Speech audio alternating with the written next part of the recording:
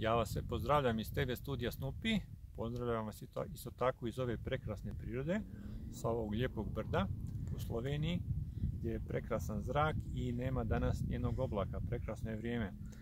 Ovo je vrijeme pandemije, vrijeme straha, vrijeme kad se cijeli gradovi zaključavaju, cijele države, vrijeme kad će u Europi uskoro biti uvedeno obavezno cijepljenje, što je enormno kršenje ljudskih prava. Danas je vrijeme kada trebamo napuštati velike gradove i odlaziti u ruralna područja živjeti, znači daleko od ljudi, gdje ćemo biti sigurniji i gdje ćemo moći slobodno živjeti.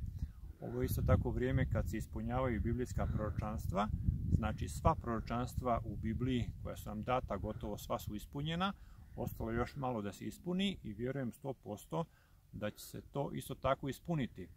Isto tako što budemo više živjeli u ovakvim mjestima, imat ćemo veću slobodu, veće prioritete i više ćemo uživati u Bogu.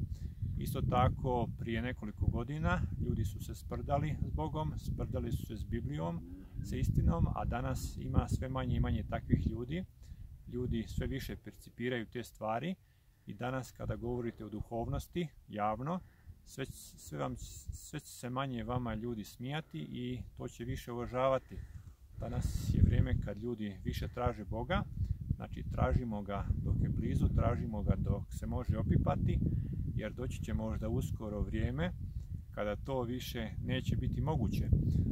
Što više idemo ka kraju, Duh Sveti se sve više povlači s ove zemlje i ljudi su sve više zli.